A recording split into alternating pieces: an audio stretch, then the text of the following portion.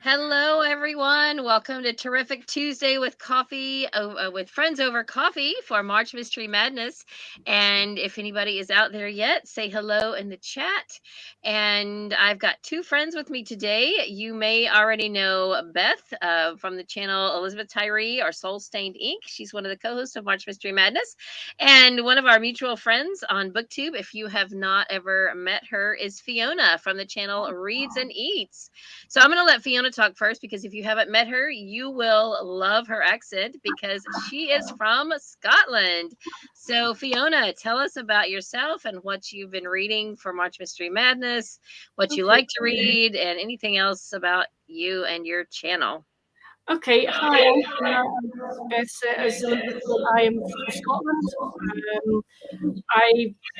What do I do myself? I was a student. I love to read. I love to cook. For March Mystery Madness, I've been reading some cozy mysteries. And I do like cozies in general. I also like general mystery and thrillers. I read romance books, like category romance. I think I probably read basically anything and everything that I can get my hands on. I'm not into horror, so that's not my jam. And I also do like reading middle grade. So I have a very wide taste, and I try my channel to sort of bring that to the fore, as well as doing some cookery stuff as well.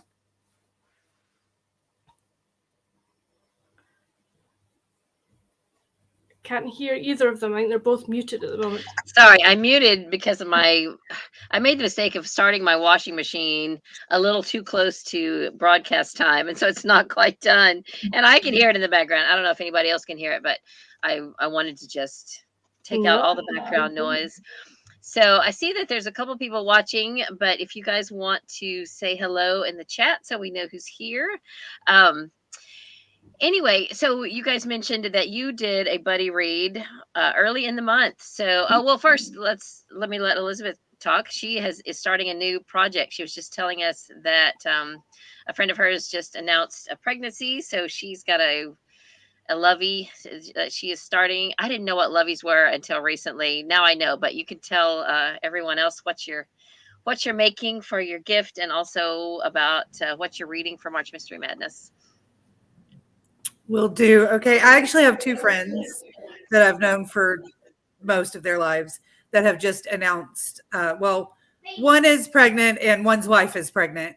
But I'm making both of them blankets, and they have, like, most of the time when you say, what do what are your themes or whatever, what you get is like, oh, we're going with rainbows and clouds and blah, blah, blah. Not my friends. One of them is doing retro cowboy themed, and the other one is earth tones, but no greens. We're not doing plants, and we don't really know about animals. So this is becoming a rabbit lovey because she raised rabbits in high school. But I'm also going to make one that is acorns and like fall colored leaves, because none of it will be green, and I'm just sassy. But both of them are getting baby blankets. One of them is a horse. The other one's just plain brown. It's not plain. There's like 3 different colors. And then they each get one getting a bunny lovey and do what? Excuse me, Agnes, what's a lovey? It's not something I've heard of. Oh, I'm sorry. A lovey is that I would have remembered eventually. It's you have like the top of an animal or something, acorns and leaves, and then a little blanket underneath it that babies can hold and snuggle, and it's kind of a comfort to them. All right. Okay. So small comfort blanket. Yes. So some of them can be quite large, but most of the time they're about the size of a good sized granny square with an animal head or, whatever attached to the top. So I can give you a quick example, because since I've been selling on eBay, I have a friend who sells stuffed animals, and when she goes sourcing or thrifting, she always says, I buy all loveys. Well, I didn't know what loveys were, but I was at a yard sale a while back, and these still need to be cleaned. But I found 2 that I think I got them for probably a quarter or 50 cents a piece, and they resell for like, $15 or $20. Wow. So here's one. Oh, it's little. It's little bitty. Cute. Isn't that cute? A little monkey. And then here's one that's a little bit bigger. It's a little, well, no, it's about the same. So this one has the animal at the tip, at the corner. Oh, that is sweet. So anyway, I've never seen one handmade before. So are you going to just make yours a blanket, or will it have something attached, like a little crochet animal head attached?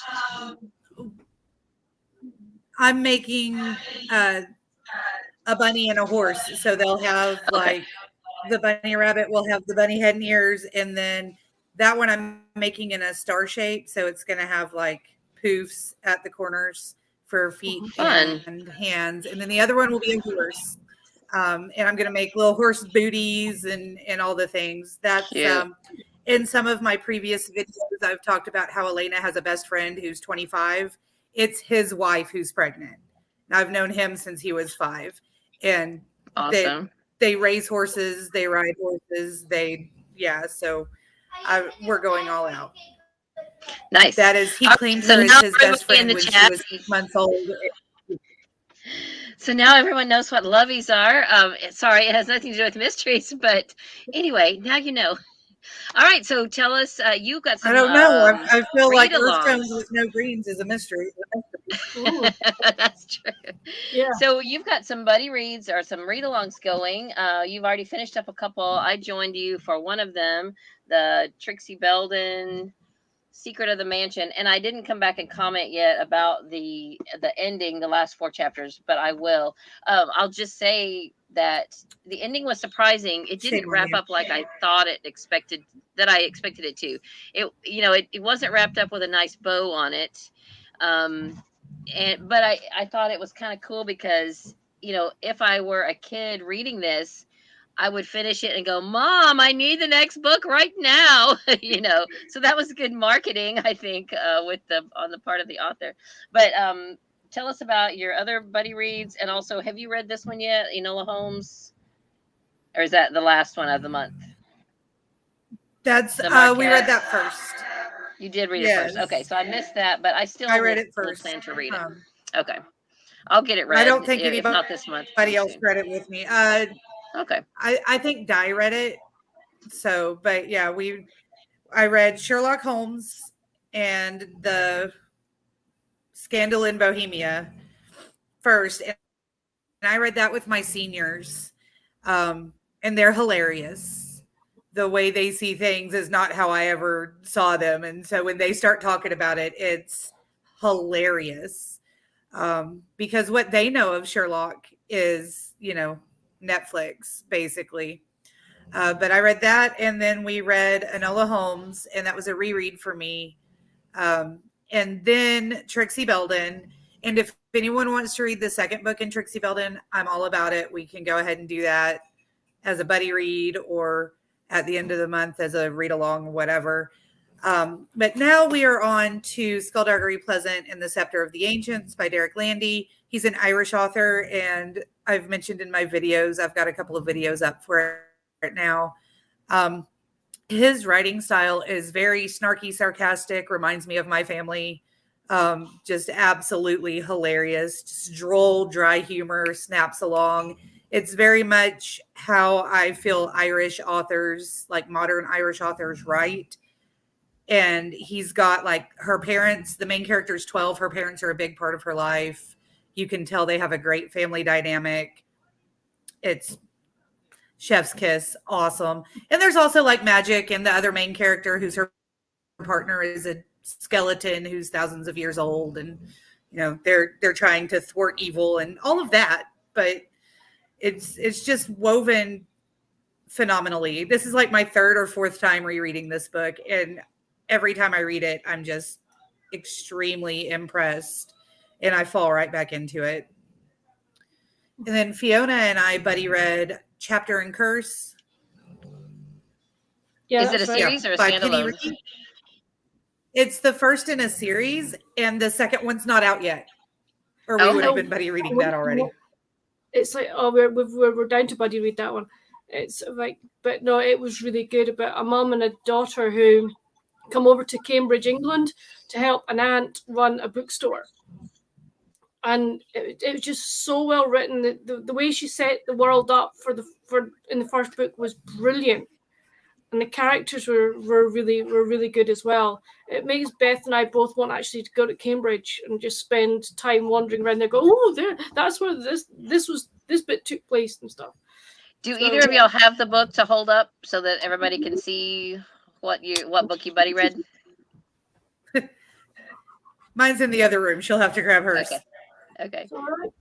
I just have to look This through is Go ahead. There we go. It's one of the best written cozy mysteries I've read in a long time. Okay. Nice. Yeah, I don't think I've read anything by Elizabeth Penny. I don't know if folk can be able to read that, but I'll read the back. Librarian Molly Kimball and her mother Nina need a change, so when a letter arrives from Nina's Aunt Violet in Cambridge, England, requesting their help running the family bookshop, they jump at the chance. Thomas Marlowe Manuscripts and Folios is one of the oldest bookshops in Cambridge, and unfortunately, customers can tell. When Molly and Nina arrive, spring has come to Cambridge and the famed Cambridge Literary Festival is underway.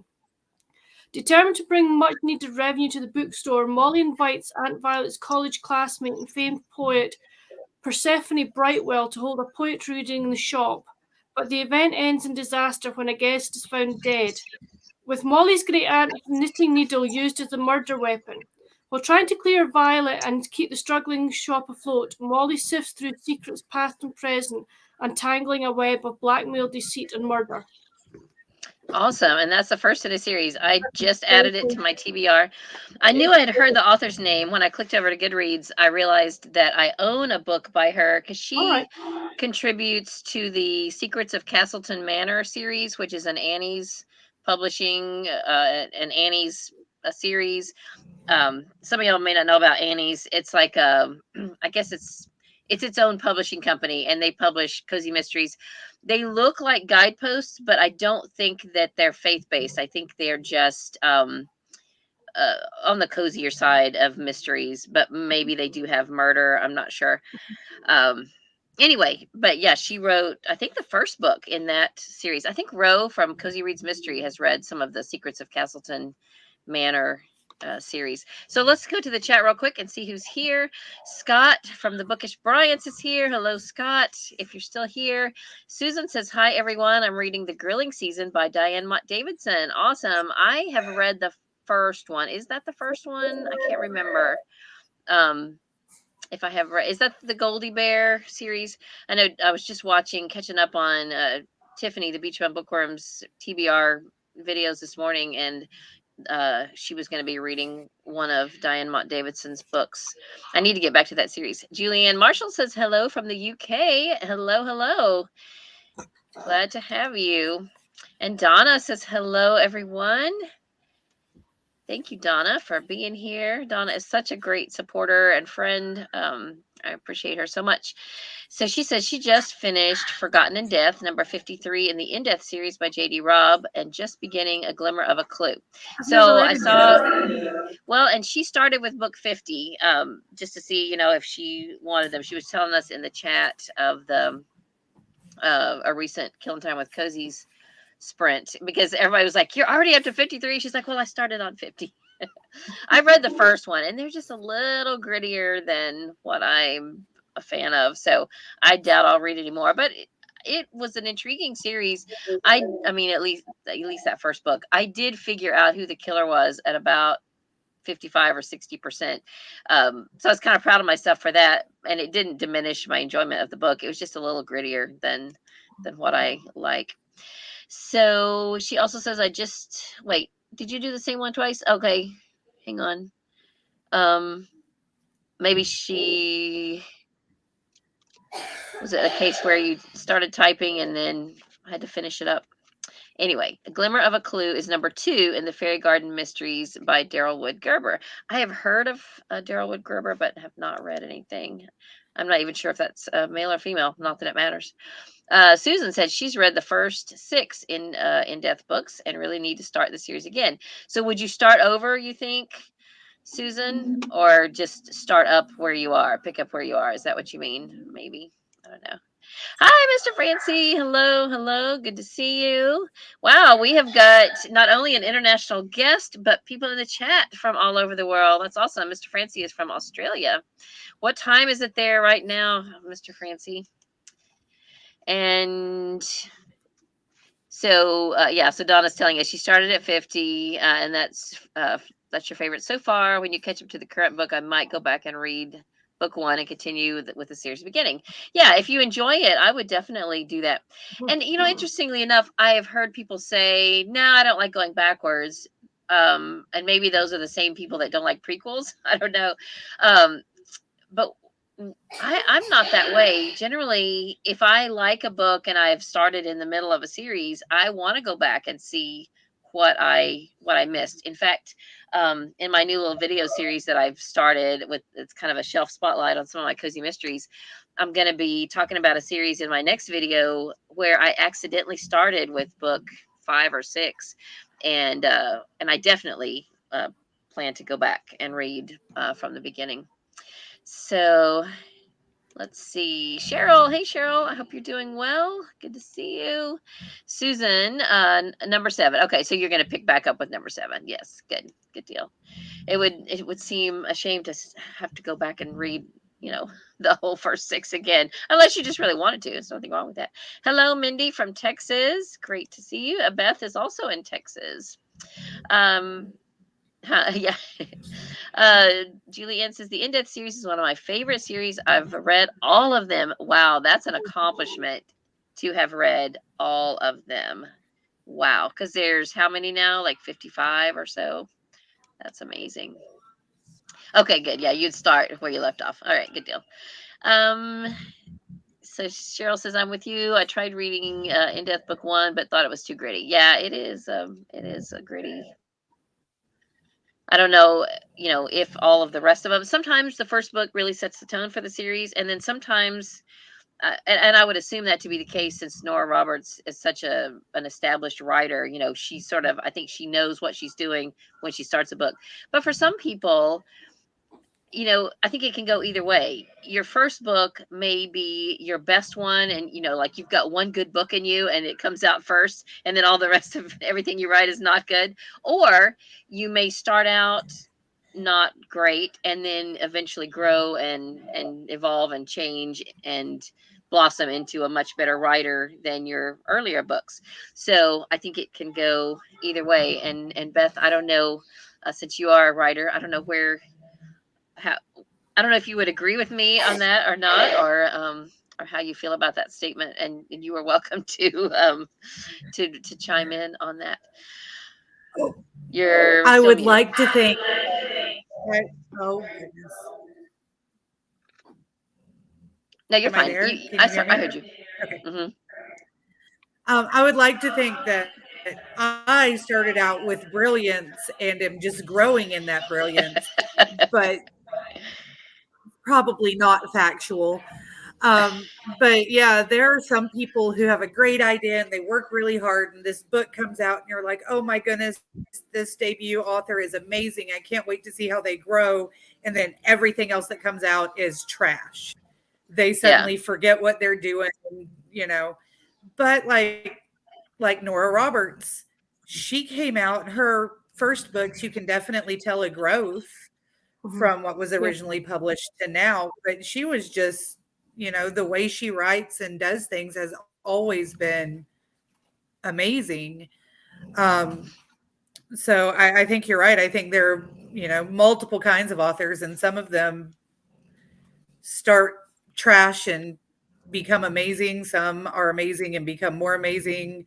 Some are amazing and end up terrible, and some just never get anywhere. But we keep publishing them anyway. Yeah. Well, I have read a couple of your books, and I have very much enjoyed them. So, and I think Fiona has as well, right? Yeah, I've read Skullduggery, which was really, really good. I haven't gotten to that one. My dad's reading that at the moment because Beth very kindly sent me an e-arc copy of that book. Nice. I read that. I've read one of our I think it's our Hansel and Gretel retelling one. I read that, and I've been very, very fortunate in that she very kindly sent me a couple of photographs over the weekend of her new mystery book that she's writing. Yes, that one. So I've read I've had a wee sneak peek to it, and I just can't wait for her to keep writing and sending me photographs, because Awesome. I want to know what happens. I'm looking up to see the ones I've read. I've read the first in the Stone Dragon series, and then a shorter one that was maybe a fairy tale retelling, and I can't remember. That was one of the first ones I read a long time ago. But I need to get back to that Stone Dragon series.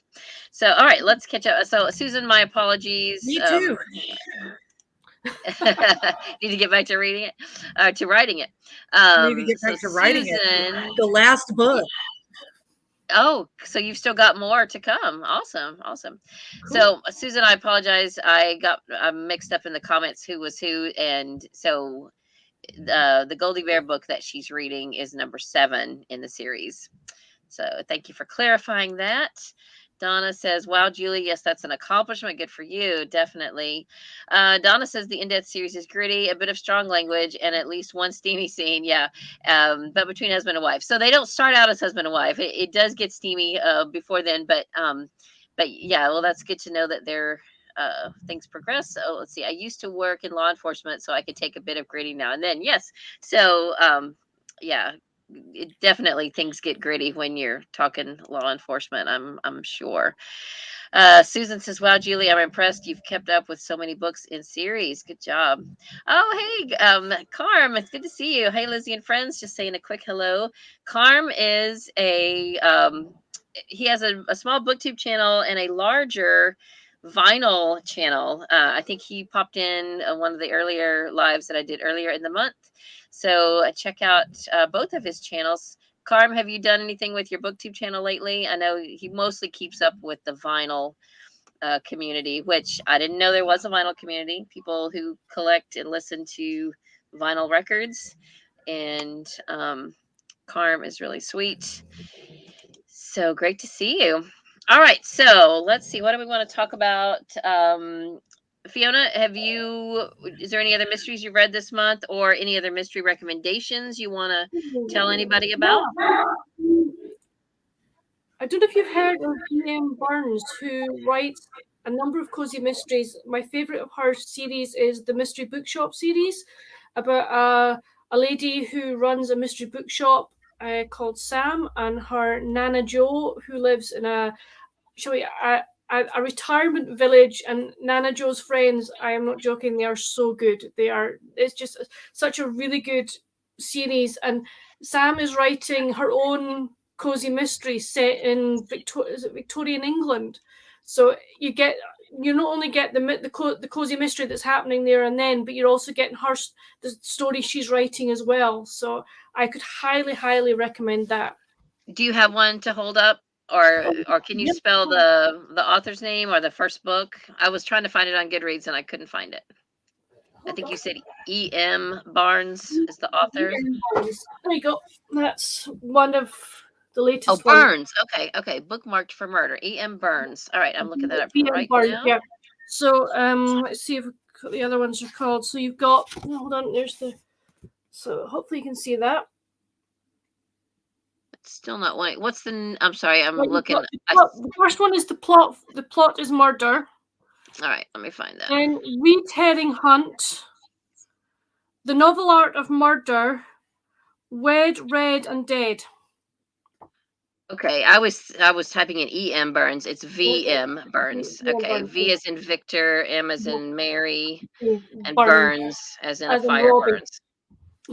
All right. Oh, I actually already have that on my Goodreads list. So I apparently had heard of it before, but I have not started that series.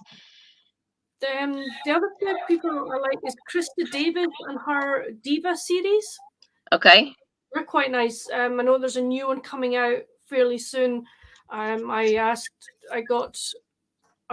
for a copy of it from NetGalley. Some other folk that I have read are Laura Scott, Holly Danvers and Tracy Hall. So going back to the Diva series, the first one is The Diva Runs Out of Time, and time is spelled Thyme. Yeah. I've got that on my Goodreads also. I have not read any of that series, but I think I have read one of her Paws and Claws books. Yeah, she has a number of series going. Yeah. So let's see. I'm looking to see what's Murder She Barked. No, I have not read it. I own one, but I have not read it. Murder She Barked is the first one of Paws and Claws. Yeah. All right. So I'm trying to get everything marked down as you say it. So who was the next author that you mentioned? Laura Scott. Laura Scott. All right. I have to go off the screen to pull up Goodreads. I have to go off the screen so I can't see when you hold stuff up. I think I've heard of Laura Scott too. Yeah, her latest one that was published in January was called Tailing Trouble. Tailing. Tailing Trouble. Yeah. Got it. Okay. As in a furry. Oh, it's a furry friends mystery. Okay. Awesome. The main character is a vet. Oh, great. So that's really good. Do you have any particular cozy mystery themes that you are drawn to more than others, or do you just jump around? I like ones with animals. I like ones set in bookshops. I like obviously ones that are cookery related. Right. But most of the time, I'll just probably read as many different types of cozy mysteries depending where they're setting. The other one that I've really enjoyed that came out on the 8th of February was Long Overdue at the Lakeside Library by Holly Danvers. And the thing about that one, I don't know if it's the first, I think it's the first in a series, but the library is set in in a log cabin. And they put in a wood burning stove. And beside the wood burning stove, they've got some comfy chairs and the means in which to make yourself tea, coffee, or hot chocolate. Perfect. I'm sorry. Who would want to spend their afternoon there? It just sounded delightful. Right. So that was a good one. Then there's Tracy Hall, which is Traci, and she wrote Murder at the Scottish Social, and that book is set in Nairn in the Scottish Highlands. Okay. The first book is Murder in a Scottish Shire. Yes. And let's see how many are in that. I'm going to mark that to read. There's 3 in that series so far. The book 3 is the one she mentioned, Murder at a Scottish Social. Is she a Scottish author? Yes, and she's an American. She's an American author. Okay, so now that being said, how do you think she did? You being in Scotland, do you think she did an accurate portrayal? She did quite an accurate portrayal. What she did, I mean, I had a chat with her on Instagram about it via messaging. She wrote it really well, and she kind of portrayed the area around about Nairn really well. But what she did was she used quite a lot of Scottish words, and it's not something that I use Scottish words, yes, but I don't use it in every second sentence. Okay. So it got a bit grating at times, and it's and she was really nice about it when I reached out to her and sort of said, look, maybe she went, do you think I should tone it down a wee bit? And I went, yeah, I mean, for me personally, yeah, but some other folk might enjoy it. Yes, there's Scottish words that we use all the time and when we're chatting, but on the majority of occasions, it doesn't come out as often as it did in the book. But I did really enjoy the setting and the way that she wrote the book, so I would give her a go. Well, so elaborate on that a little bit, because I didn't realize that there was a Scottish language other than English. Is it just like words that are in your dialect, like traditional words that are? In Scotland, we have if you're up in Aberdeenshire, you'll speak the Doric language, or you'll have Doric words within your language. If you are from the Highlands and Islands, a lot of people have a lot of Gaelic, or will speak Gaelic as their main predominant language, and then English.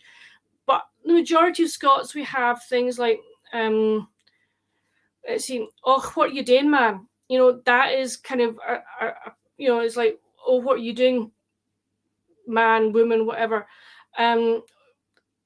The people have things like "goni no do that." It's like, don't do that, but we don't use them all the time. It's not something we would use in everyday language with chatting with friends. So she put things like this in and amongst her speech, but which was good, but just maybe too much of it, and not something that personally I would use a lot of times, in my normal speaking with friends. But yeah, I will, say Scottish words every, it just is in there because I don't think about it. But it's when you read it and you're like, I don't speak like that, but that makes total sense. I would almost kind of equate that to certain Amish authors who write Amish books. There are a few that just try too hard to insert a lot of Amish words that are unnecessary. It's like, okay, we get it, and I don't think that Amish people talk like that. They either talk all, I don't know, is it Pennsylvania Dutch or a little bit of German or something? I don't know, whatever their speech is, I just don't think they mix it up that much, but I could be wrong. I don't know. But I get you. I totally get what you're saying. If it's too noticeable and it takes you out of the story. What's that? I said it's like being from West Texas. When you read something set where I'm from, we sound like the most idiotic people on the planet. Like, we are the worst redneck. It's worse than reading stuff about Oklahomans. Them Oklahomans are Yankee. It's terrible. They make us sound like we talk like this all the time. When my brother was here visiting, Katie laughed at me because I think I adopted a bit more of his speech patterns when he was here. And I know I tend to do that when I was in college. Now, for those of you that don't know, I grew up in Oklahoma. I've been in Florida since 1988, but I grew up in Oklahoma. And I grew up in a small town in southeast Oklahoma in what my dad called the sticks, basically, a lot of trees. And I went to college in Stillwater, which is up in the northern part of the state, closer, like north of Oklahoma City, west of Tulsa. So OSU had a lot of city kids, from Tulsa and everything. Still Oklahomans, but when my mom would talk to me on the phone, all my roommates and friends that were around would hear me talking to her, and they said, "You sound so country when you talk to your mom." Well, my mom was well educated. She went to OSU herself, but we were from a country area. And then when I would talk to my mom on the phone, though, my mom was on the other end saying, "You sound like you're putting on the dog," and which is an expression which means, you sound like you're trying to talk cityfied, because I had been around all of my city friends, from Tulsa. And so I couldn't win from both sides. I was getting, people were telling me that I didn't sound true. So I don't know. I tend to pick up on whoever I'm listening to or I'm around. I have an ear for however, whatever they're saying. So yeah. I grew up for the first 10 years of my life in the Scottish Highlands, so people say, "Oh, you still get Highland twang." I don't hear that anymore, but I know that when I go back up or I'm speaking to friends, when my accent comes back, yeah, I'm a great mimic, so I can kind of take off accents. I was over in Canada for 6 months or 6 weeks. Sorry, when I was in my 20s, I came back with a Canadian accent. Nice. So, but the speech patterns in Scotland, it depends who you are and who you're talking to, is the sort of things that you would be saying. That's funny. So, I hear an echo. Anita is here. Hello, Anita from Hearts and Whodunits. She's got a blog. Did you end up starting a channel too, Anita? I can't remember. But somewhere I'm trying to think. I think there's links to her blog in the Killing Time with Cozy's Discord group. So she says, she was just stopping in and has to go. So she probably didn't hear my question, but thank you for stopping by. If you happen to see this later, Emily just came in. She's trying to tell me something. Hang on a second.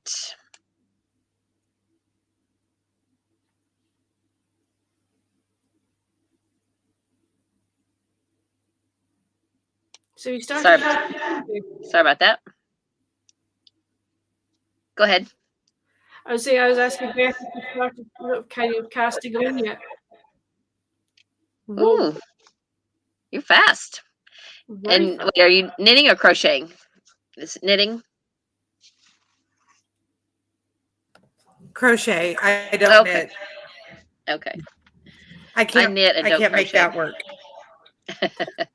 I think people have told me that do both, that crocheting is easier, but I learned to knit first, and I can't make sense of crochet. It just I can't do it. I love crochet. I learned to crochet first. I can't make knitting work. My mum used to knit, and my grandmother, my dad's mum, knitted, and she used to knit us the most fantastic socks. They are the warmest socks that I have ever had. But I find knitting hard. I prefer crocheting. I never have knitted socks. I've knitted booties, like house shoes, but I've never knitted socks. I need to actually do that. All right, back to the accent and dialect talk. Cheryl says, I had someone tell me that I sound British. I don't have any British in me at all. Have you ever been there, Cheryl? I could kind of see that. Your vocal quality, you could probably pull off a British accent and have people believe in it. And Julianne says, I have a Yorkshire accent. So I don't know what that sounds like. Do you know what that sounds like? Yeah, I do. One of my friends had a secretary when he was working, and I would phone her up and go, Mr. Acne's secretary, how may I help you? So it was kind of, if you watch the original All Creatures Great and Small, the BBC adaptation with Christopher Timothy and people like, you'll find the Yorkshire accent within that with some of the characters. And okay. It was really good, but it has to be the old version with Christopher Timothy, Robert Hardy, and Peter Davidson. I need to watch those. I need to read those. Yeah. I've got a couple of the books on my shelves, and you're talking about James Herriot, right? Yeah. I need to get on those books and movies and all that. So, Julianne, do you have a YouTube channel? I keep meaning to ask you that. I have seen you in my comments, and I keep forgetting to click over and check and see. So Cheryl says no, she's never been to Britain. I have not either. My husband has some family ties there. His grandmother's family were originally from there, and then her father moved to Canada, and then that's where she was born, and then moved to the U.S. So she still has some relatives there, but I have not ever been. I mean, that's my husband's family. I don't have any relatives there that I know of. All right. What else? What else do we want to talk about? Beth, you want to tell us, and have you read some other books this month other than your read-alongs?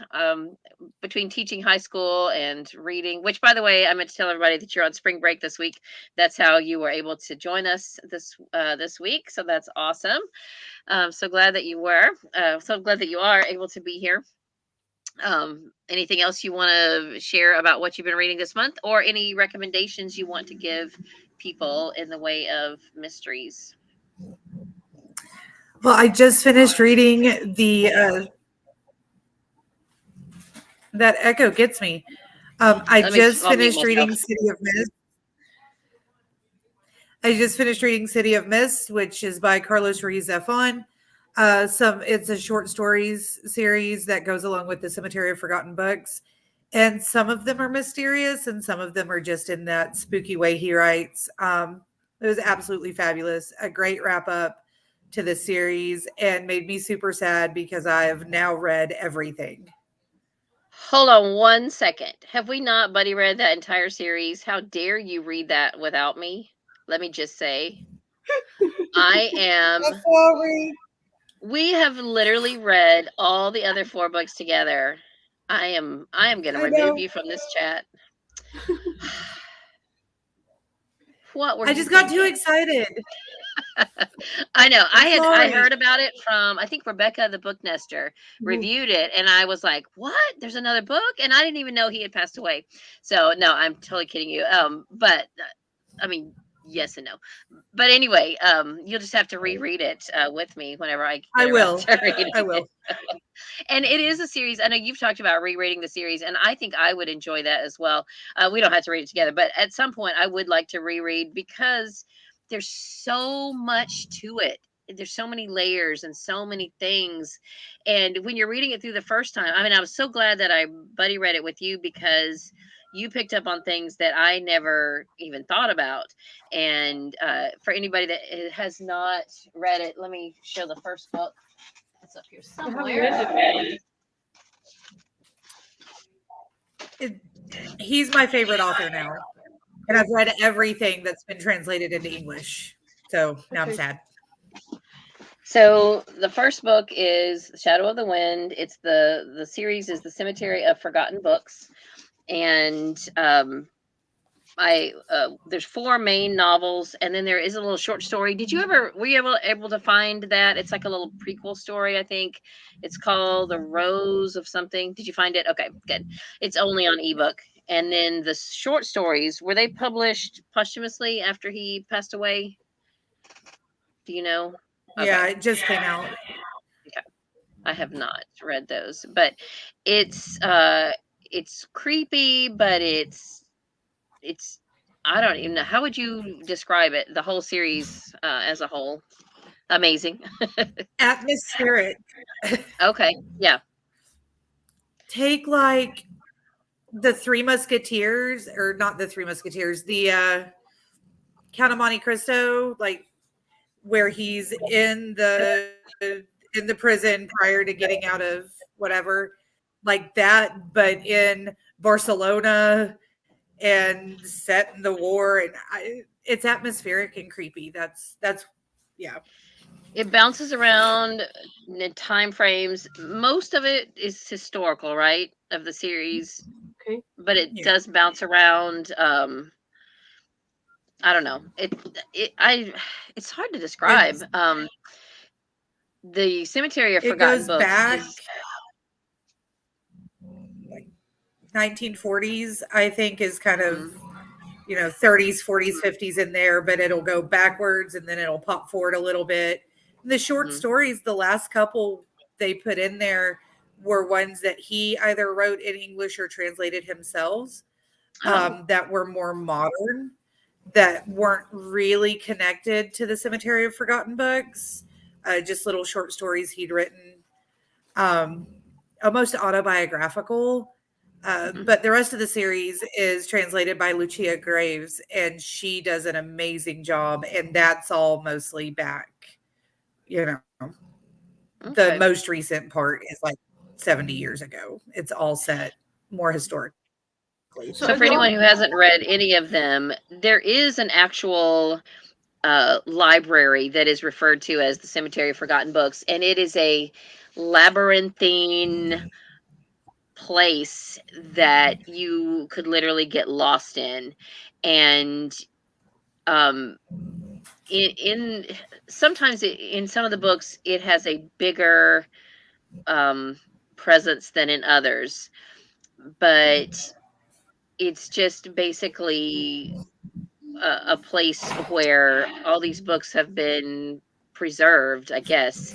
In the very beginning, we meet our main character that's our main character throughout most of the series, and his father takes him there. What is it, at age 14 when he's old enough to go 11. there? 11. Okay. And are they taking a book there, or he's allowed to pick one book? I'm trying to remember. He gets to pick one book that he is protecting, that he has to remember and keep. Yeah.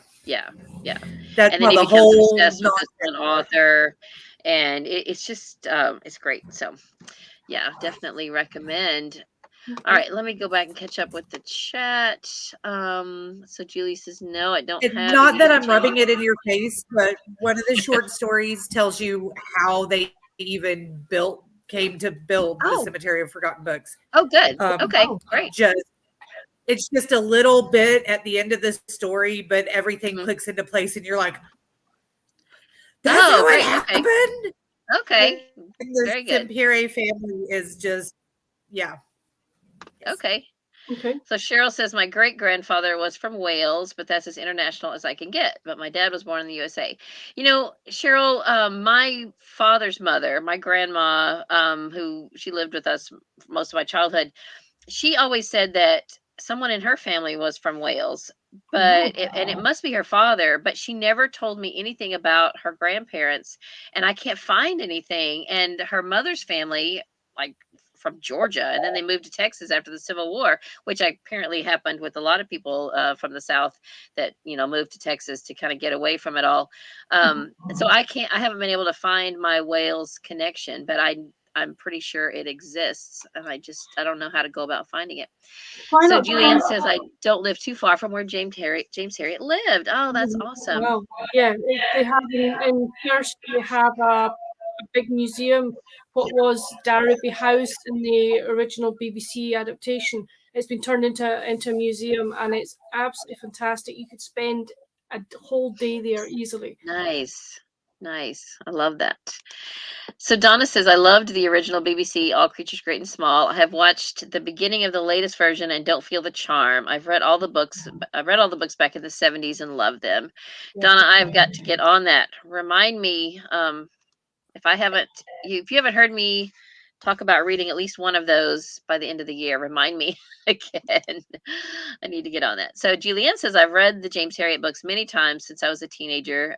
They're very nostalgic for me. I remember watching the original TV series when I was a child and loved it. So it sounds like I need to start with the original series. Yeah, it was on every Sunday night. It was like family viewing every Sunday night for an hour. And see, in the States, when I was a kid, Sunday night was Wonderful World of Disney. So that was like the family viewing. And of course, back then we had church on Sunday night, Sunday morning and Sunday nights. Now, not so much. Our church doesn't have anything on Sunday night. But I remember as a kid, we always went to church, and I would get to watch the beginning, but I could never watch the end because we always had to leave. And I was always like, why does it have to come on Sunday? But anyway, so now for those of you who have read James Harriet and seen the movies, does it matter which you do first? Should you read the books first? Is it okay to watch first? It doesn't matter because you're going to get the story both ways. It's really nice I have to say, it's really nice to see it as well. The stories will make you laugh. They will make you cry. They're just so well written, and they portray his life, during his time as a vet so well.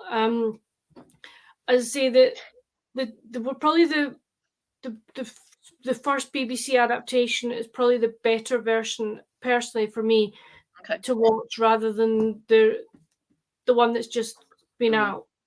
And that's what Donna was saying too. So I know that I would enjoy them, and I think my daughter would enjoy them. She's working right now. She's a certified veterinary assistant, and she just got promoted to working as a vet tech in her office, and she plans to go to vet school. She's majoring in biology right now. And I've been telling her about them a little bit, but she thinks she doesn't like old stuff. She's 18, so she's never been really drawn to reading historical things. And so I think that's where the disconnect is. But I feel like even if I just got a DVD of the old one and put it on, and be like, okay, let's sit down and let's just give this a shot. I feel like she would probably enjoy it. So I don't know. I could be wrong. One of the characters is Mrs. Humphrey, and she has this Pekingese called Tricky Woo, and she is just so funny, and Tricky Woo is just such, he's such a character within the books. It's just superb. Were you going to say something, Beth? Okay. Right. I was talking to Elena. Okay. Hi, Elena and Melody. Let's see. Now I lost place. Did I read that one? Yes, I did read that one. And I think I read Julie Ann's. if I didn't. She's read the books many times. And watching the original TV series when I was a child and loved it. Awesome. Okay, so back to the Nora Roberts. Readeropolis, hello, welcome. She says, I started the In-Depth series via audiobook from my library. That's how I read the first one, was audiobook. I only got a couple of books in because they didn't have them in series order. I plan to restart the series this summer in paperback. Awesome. Awesome. Yeah, I've heard quite a few people talking about the In-Depth series this year for March Mystery Madness. So that's awesome. Donna says, I have Ruiza Fawn's The City of Mist in-house here to read from the library. I need to read the first book in series as well. We share a family name. Oh, that's right. Ruiz. And I may have family from Barcelona. Very cool. So now, Beth, do you, if Donna hasn't read the other books, do you think she should start with City of Mist? Not that we're getting in your business, Donna, but okay. So she says no. So don't read it yet, Donna. There are several stories that are confusing if you haven't read the whole series. Yeah. So start here, Shadow of the Wind, Donna, if you can get it. Hello, Monique, the ginger librarian. She says hello. A bit late, so I have to catch up on what I missed later. Awesome. Glad you're here. And Donna says, Julie, that is so neat, living close to James Herriot. Yes, that is very cool. I love to visit home sites of authors. I'm trying to think who's the closest one to me. Probably the one that I visited a few times here in Florida is who wrote The Yearling? I can't think of the name. Marjorie Kinnan Rawlings. Her home site has been preserved, and it's north of me, a little south of Gainesville, Florida, and we've been there. I feel like there's somebody else. I can't think. Maybe it'll come to me later. But yeah, I love that. Well, one time my husband and I were traveling, and our motorhome broke down. We were visiting some Laura Ingalls Wilder sites. It's been years ago, and we broke down somewhere in South Dakota, and it happened to be the hometown of an author named Wanda Gog, spelled Gag. Anyway, she wrote a children's book called Millions and Millions and Millions of Cats. And so I had not even heard of it then. And where we broke down was literally across the street from her house. And so, I'm not mechanical. So my husband was fixing the motorhome, and I was like, I'm going to go see what's over here. So I just went in this historic home, and they had a little museum there and a little reading room and all that. And so I bought the book, and it's been one of Emily's favorites. It's just a little black and white book called Millions and Millions and Millions of Cats.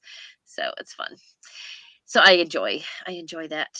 All right, where did I get to? So Monique says, All Creatures Great and Small on PBS has become one of my favorite shows, and I've been wanting to read the books it's based on. So are you watching the new version, Monique? Because they've been, a couple of people on here have been comparing, because I guess there was an older version, on a BBC version, that the people who've seen both seems to like better. But I guess it probably is one of those cases of, it depends on where you start. If you start with this one, then this may become your favorite, and I'm sure they're both amazing. So Julianne says, also live where the Brontes live near where the Brontes lived. Is it Hayworth? Is that how you say it? Haworth. Awesome. Yeah. It's definitely, whoever in the UK, it's so worth a visit. It is. Oh, definitely. Very cool. Talking of James Herriot, there's the very first book. If only they could talk. Okay. I always thought All Creatures Great and Small was the first one, but it's not, huh? No, the TV series was called All Creatures Great and Small, but it's the actual book titles are different. Okay. I need to put that on my Goodreads. Give me a second to do that. Tell us a little bit about, for anybody who hasn't read or watched anything, Fiona, tell us a little bit about it. Right, okay. All Creatures Great and Small follows three vets in Yorkshire. You have James Herriot, you have Scribd Farnan and his brother Tristan. Scribd is the sort of main vet or the head vet in the Darrowby Vets practice, and James is employed there immediately from graduating from vet school. And it's basically their story of their day-to-day lives, the characters they meet, the animals they treat, what life is like in Yorkshire at that time. It's before the Second World War. And like Tristan is at vet school, but Tristan's a bit of a kind of like, not fly by the seat of his pants, but he is not as dedicated, shall we say, to his studies as he should be, which drives Siegfried up the wall. So there is a lot of comedy in it. As I say, you will laugh, you will cry, and I just love the series. I read the very first one when I was about 10 years old, and it has stayed with the whole series has stayed on my bookshelves since then. And when I was down in Yorkshire on a holiday, went to Thirsk and spent time going around the James Herriot world, and just absolutely loved it. That's awesome. Yeah, it really does sound like something I would love, because I love comfort reads, and it sounds like that's right up my alley. Like maybe as much as I enjoy like the Miss Reed books, and maybe even Jan Karen and all that, because I love those feel good comfort reads, that have a little bit of drama mixed in, but nothing gritty, just idyllic, an idyllic setting and everything. So Donna says, during the time I was reading the Harriet books and watching the original series, I was raising cattle on a small farmstead, going through the same experiences, but new to me. So the books helped. Oh, that's great. Really, that is awesome. Yeah. All right. Well, I told these ladies I would try to keep it to an hour, and it looks like we are coming up on that hour right now. And I want to thank everybody in the chat for stopping by to say hello and for joining in the chat. If there's anything else, I'll read if any more comments come in before we sign off, I will read those. But let me hear from you guys one more time. What do you have coming up the rest of the month? Do you still have anything for March Mystery Madness that you're excited about reading? Anything else you want to chat about? What's coming up on your channel? Fiona, if you go ahead and tell us. I'm hoping to get a few more cozies in I've got a new one by Ellery Adams, which is she does quite a number of series, so hoping to read some of those. I have been reading some Harlequin intrigue books, so they're kind of mysteries as well, and reading those. As for my channel, not sure yet. I haven't got much planned, but I'm sure things will evolve over time. And I just want to say to Julianne, she says, I do live in a lovely place, Yorkshire. I will totally agree with that. I love Yorkshire and the Yorkshire people. They're so nice. Awesome. What was the Ellery Adams book that you're planning to read? I actually can't remember. I only downloaded it on my Kindle last night. I got it from a NetGalley. I think it's the newest one of hers that's come out. So if you go on to NetGalley and look at Kensington Books, they do her books there, who publish her books. So I honestly can't remember what it's called, but I think it's got food in the title, or something with food in the title. So that just drew me in. So you mentioned NetGalley. I have not signed up for NetGalley, and I don't think I will, just because I can't even keep up with my own TBR, and I don't need the pressure of doing that. But I find that a lot of people who have NetGalley, even if they want to read things in order to do NetGalley, a lot of times they end up reading series out of order. I usually ask people this: are you a series reader, an in order reader, or you do read in order? Okay, so if you saw a NetGalley book that was farther down in series, you would pass on it. No.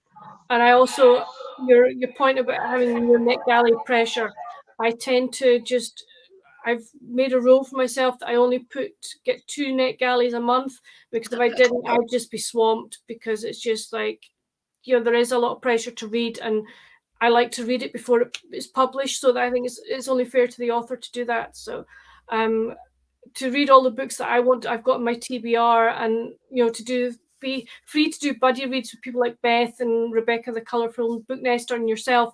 I want to have that fluidity as well, so I don't like to be too stuck to what I need to read in a month. Yeah. So you're able to give yourself limitations, because I think that's where people get messed up with NetGalley, it's like a cafeteria and your eyes get bigger than your plate, and it's easy just to click on all the books and then you're like, ah. Do you do NetGalley, Beth? No. Yeah, I don't either. I hear, good things about it, but the one thing is I don't really enjoy reading ebooks. So, that kind of clinches it for me, but yeah, I don't need the pressure. I have had publishers send me a few physical books and not too many of those, but I still have a few of those that I have had already a couple of years that I haven't read. So Yeah. I need to, before I accept any more, I've got to make sure I get those read. Let me catch up with comments and then we'll hear what Beth is going to be up to. So Monique says the newest version of the TV series is the only exposure I've had so far to all creatures great and small, which made me look up the books. Yeah, and I think that's a really good thing about some of these old things being revived in new adaptations, because it introduces a whole new generation of people to these older things. So that gives it a huge value in and of itself, for sure. So Donna says, let's all go visit Julie. Yeah. All right, Julie, we're all gonna come and visit you. Yes, a lovely place. Is it Yorkshire or Yorkshire? How do you say it? Yorkshire. Okay. And sorry, I want to say Ginger. Monique says, nice to see you all. Thank you for coming. Bye, Julie. Thank you. Linda J. I came in late and we'll watch the replay. Sounds like I missed some interesting discussion. Thank you, Linda. We didn't talk. We talked about some mysteries, but we also talked about crocheting and lovies and various other genres of books, including the James Herriot books. So yeah, it's been a fun discussion. Thank you, Fiona. Yes, thank you, both of you ladies, for coming.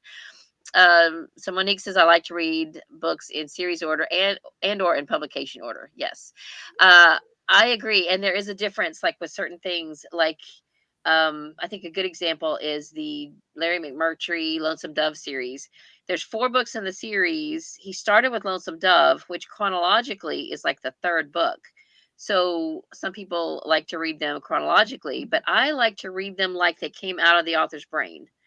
I just feel like that's the correct order. Like with the was the C.S. Lewis Narnia books.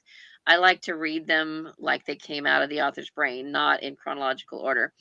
And a lot of people really think you should read Narnia in chronological order because some of them are numbered that way. And I think I sort of, our children's librarian, when Katie was younger, they had a children's book club and she was going chronological order. And so she had the book club read the first book in chronological order. And I think that was a mistake because Katie has never been interested in reading any more of the books after that. And I think if she had started with Lion, Witch, and Wardrobe, she would have been like, oh, I want to read more. But she didn't. So I just feel like that was a mistake. I'm getting off on a total other soapbox of a tangent here. Monique, why did you bring that up? And I'm just kidding. Currently have 300 books from NetGalley in need of review. Yeah, that's a lot. Whew. Yeah, I would feel the pressure. At some point, do they cut you off if you haven't, if you have a certain, I guess it depends on how good your percentage is. I think that's how they go. So if you have 300 books, but you've reviewed 600, then you're okay. What now? Did you say something, Fiona? No, it's just my mom's come in to say. Okay. Hi, Mom. Hi, Fiona's mom. Mum, I'm sorry. It's Fiona's mum. All right. So I have a couple things coming up on my channel. I may try to do a mid-month wrap-up. And the book I'm currently trying to finish right now, I don't have a physical copy. It's the most recent of the Coffee House mysteries, called Honey Roasted. And I had started it last month and I didn't completely finish it. I'm at about the halfway point right now. And then I got sidetracked with other things. And now here it's going to expire again today at 5 p.m. And I've got 5 hours left on regular time, but I'm listening to it at 2 times speed. So I should be able to get that done this afternoon. And when I get that done, I probably will film another video. I started a little series, a shelf spotlight series on cozy mysteries I have on my shelf. So I have 3 different authors whose names start with B, but I've only read some from one of them. So I can't decide if I want to just do the one I've read from or if I want to just go ahead and show them all. I don't know what y'all think. I did my big A series already, which is Nancy Atherton, who writes the Aunt Dimity series. I did that video already and got good response. So I'll probably go ahead and just go through my shelves and showcase the cozy mystery series that I've collected the most of, and maybe really focus on the ones that I've read, that I've started. So that's coming up. And I'm working on next week. A couple of guests. I have already talked to one of them, and I'm not sure yet if they're going to be able to be on. But thank you both for being here, and I hope to be back next week with 2 more guests. And I hope you're having a fun March Mystery Madness. Thanks everybody in the comments for being here, and thank you, ladies. Beth, I didn't give you a chance to talk. Do you want to say anything about what's coming up for you the rest of the month? Well, we're reading Skullduggery Pleasant, and I finished the latest, most recently published Aunt Dimity yesterday. Nice. So I'm just gonna so good. I'm just gonna kind of go through that giant stack of TBR books and keep going. I'm waiting to see if anyone wants to read the second Trixie Belden with me, but I'll end up reading that one at least this month. And I'm going to be writing, so I'm going to come on and do some little snippets from it, I think, in videos. Fiona, I promise I will send you some more pictures. Do you have a working title for the book you're writing? It's called Murder Diary.